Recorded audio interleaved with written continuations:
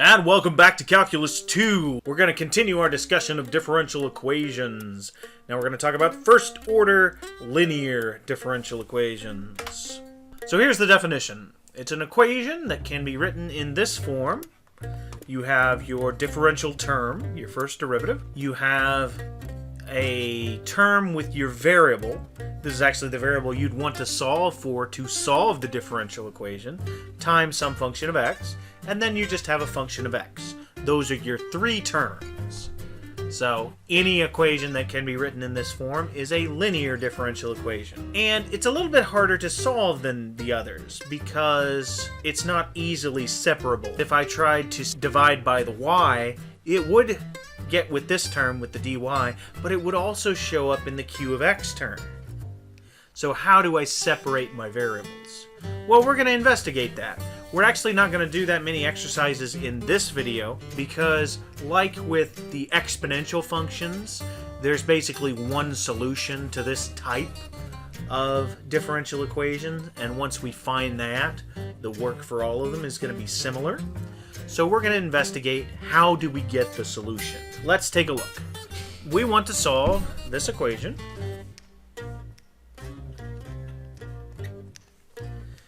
dy dx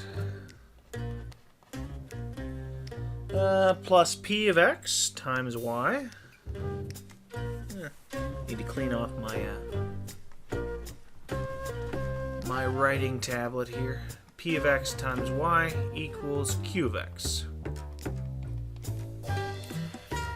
The problem is the right side is just a function of x, so if I multiply off the dx, that's fine. I could integrate this side. The problem is this side. I need to be able to combine my y's in some way and get the x part over. So how do we do that? Well, the problem is I have two terms here, and I really need it to be one. The solution we're going to note is that two terms could be the derivative of something, the derivative of a product specifically, because we know the product rule, when you take the derivative of a product, it splits it into two terms. Now, I'm going to talk in some generalities. We're going to have to do some hand waving to solve this at the beginning. We'll add more detail in as we go. If we're going to integrate both sides, we need this side to be a derivative. Product rule, when you applied it to a multiplication of two functions, it would produce two terms, each as a multiplication. So this isn't quite in the right form for that, but what we're going to do, and this is a jump, but we're going to assume there is a function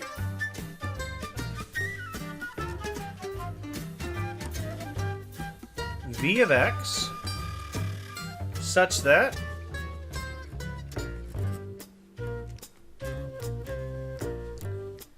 v of x times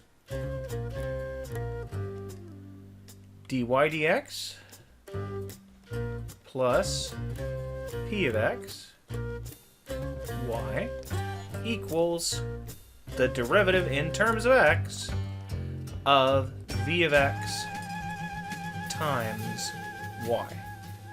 V is called the integrating factor.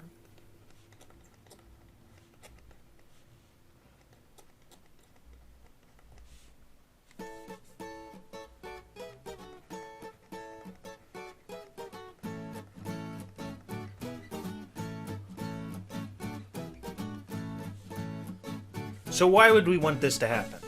Well, if that happens, we have this then, d dx of the left side, v of x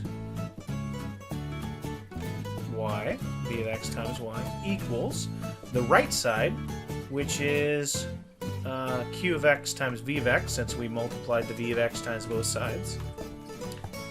We integrate both sides, or rather separate variables, d of v of x times y equals q of x v of x. So this whole thing is a function of x times dx. Integrate both sides, you'll just get v of x times y equals the integral of q of x v of x dx. and then divide by v of x, and we have a solution. 1 over v of x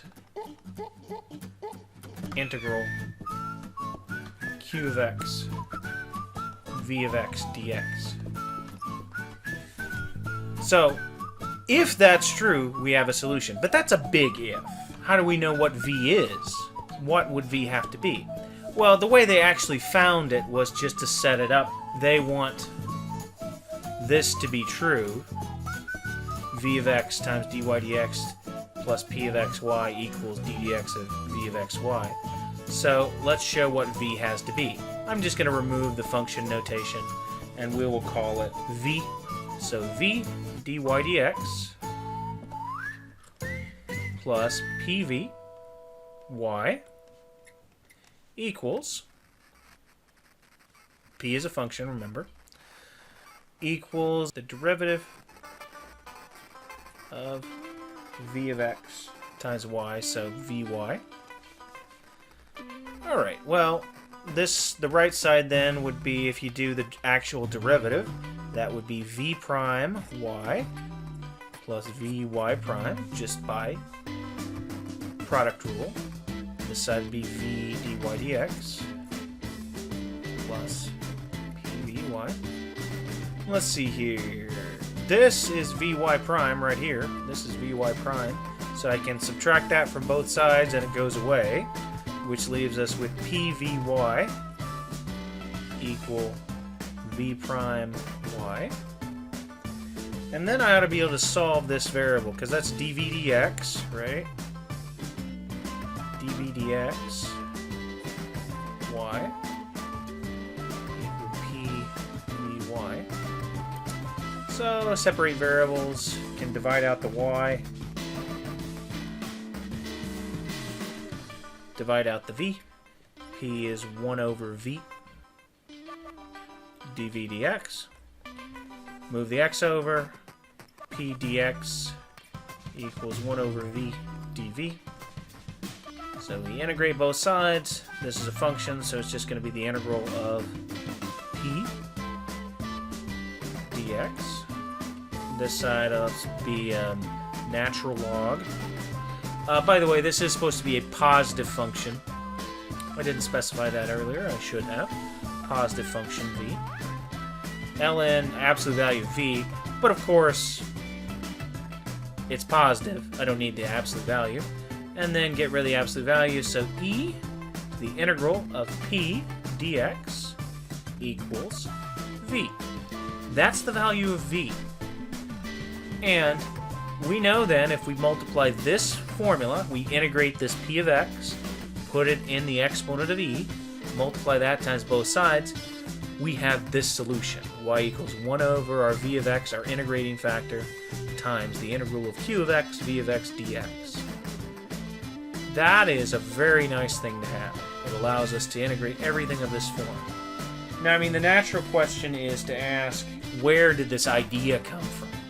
Because it's all very well to find what it is. That's not a particularly difficult differential equation. This is the jump, that there is some positive function such that if you multiply it times the left, you get the derivative of a product, specifically involving the integrating factor. That is a leap. I think it comes from, like I say, considering the format of the problem, that the derivative is in terms of y and you have a y here. But I've never actually had someone explain it to me in any more detail than that. I have looked up some, but that's all I know about where it comes from. It certainly works, and it's an interesting idea. Multiplying the same thing makes us... multiplying by this allows us to do the integration. But yeah, we'll just be doing lots of these. So that's what the rest of the slide says. To solve a first-order linear differential equation, what we're going to do is we're going to multiply both sides by this integrating factor of v of x equal e to the integral of our p of x function. And once we do that, we're going to integrate both sides. That's going to yield the solution. Honestly, we're usually just going to jump to the solution once we find the integrating factor. There's no real need to go through the whole process again and again. that's going to be our process. That's what we're going to work on in the next video when we solve some of these first-order linear differential equations. If we have time, we'll do an example as well. There's lots of interesting examples of first-order linear differential equations. Differential equations really has a lot of interesting applications. If you ever get a chance to take a differential equations class, either at community college or full universities, it's definitely worth your time. Day.